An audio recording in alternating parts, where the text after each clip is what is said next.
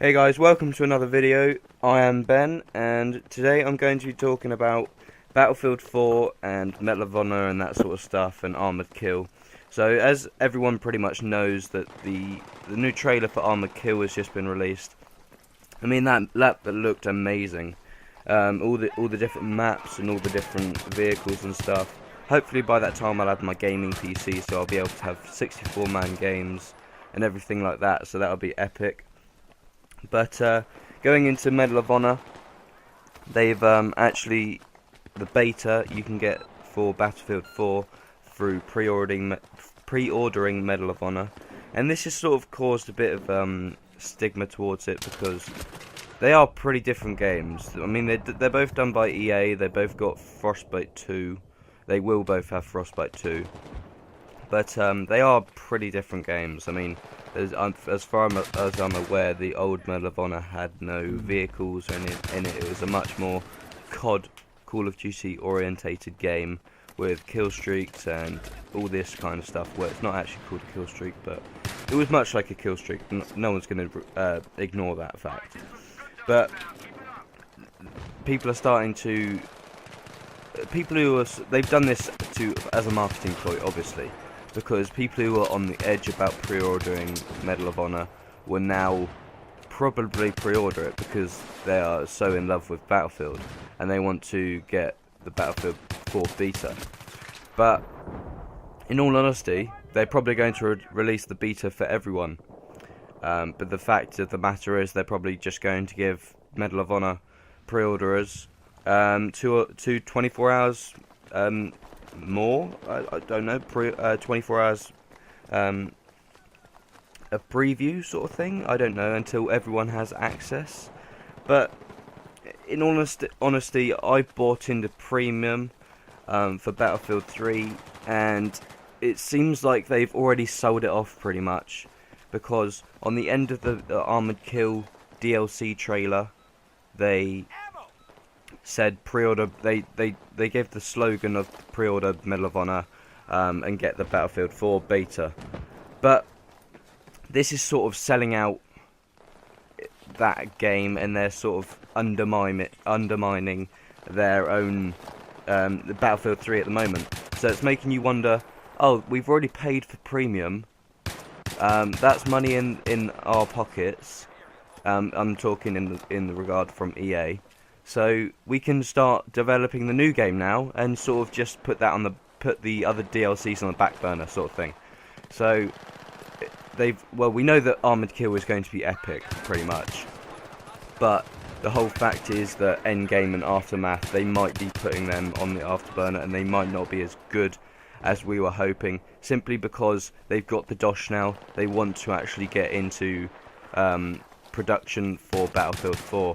I mean, this is an annoying move because we bought into the idea of premium.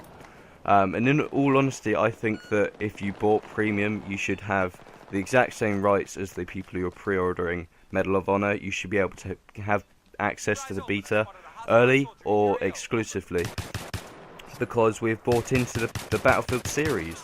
And I don't know, it's just... the logic behind it would be that we've bought into it so that we're obviously very interested in the game, that we would want to buy all the DLCs and everything.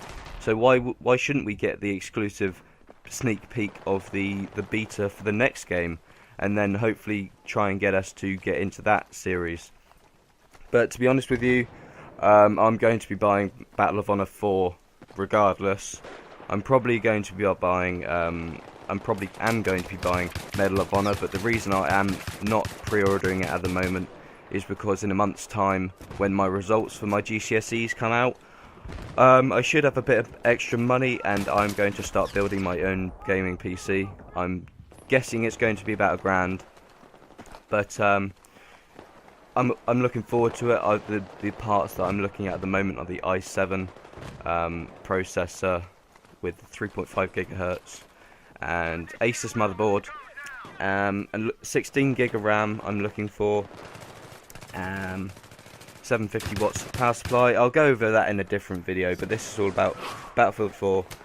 They've said to everyone that it's being released in the autumn/fall, if you're from America, of 2013. I mean, this isn't too early at all. If you think about it, COD is released on a yearly basis. I mean, yeah, because we bought Premium, that's effectively... I'm pretty sure Endgame comes out some point in September next year or something. So they could be cutting that short a bit, but I think that a new game is pretty much needed. But the fact is that they're not bringing out Bad Company 3. That's a bit weird, because Battlefield 2 was, I think it's about 6 years ago, and then they brought out Battlefield Bad Company 2, and then Battlefield 3, which was 6 years after the Battlefield 2, and then they're bringing out Battlefield 4 2 years after that.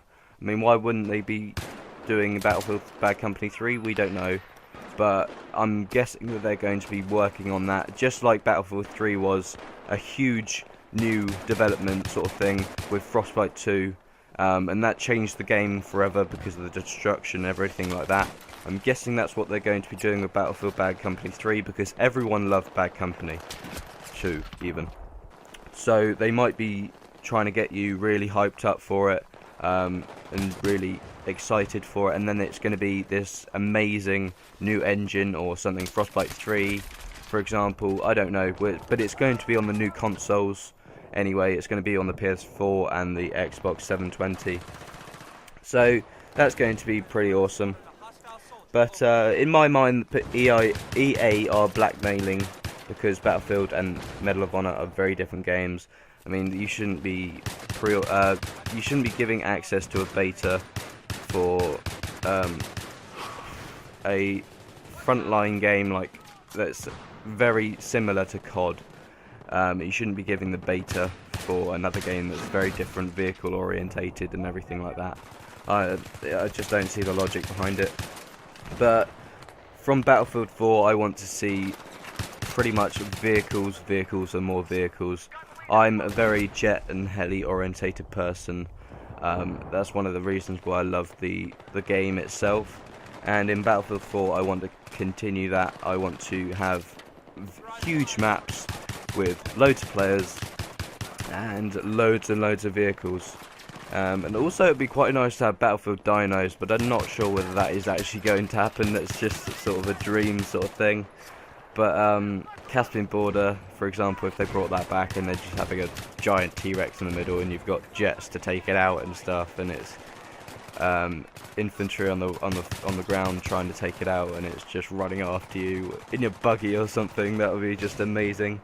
But as I've said, I won't be pre-ordering until the Medal of Honor series, until I know exactly what platform I'm going to be using. But yeah, hopefully I should have my PC in the next month or two. It's going to take me like 2 or 3 days to build it properly. I'm not even going to press the on button until I know that everything's connected properly. So yeah, I think I'm going to be getting the GTX 670 as well. That seems to be getting about 120 frames on sort of medium settings. I don't think I'm going to have it on ultra all the time, simply because of the fact that you get better performance if you just keep it on medium settings. But regardless, the actual graphics are way above the actual way above the consoles. So yeah, that's pretty much all I'm going to be saying about Battlefield 4, Armoured Kill, and Medal of Honor. So yeah, cheers guys, and I hope to see you in my next video.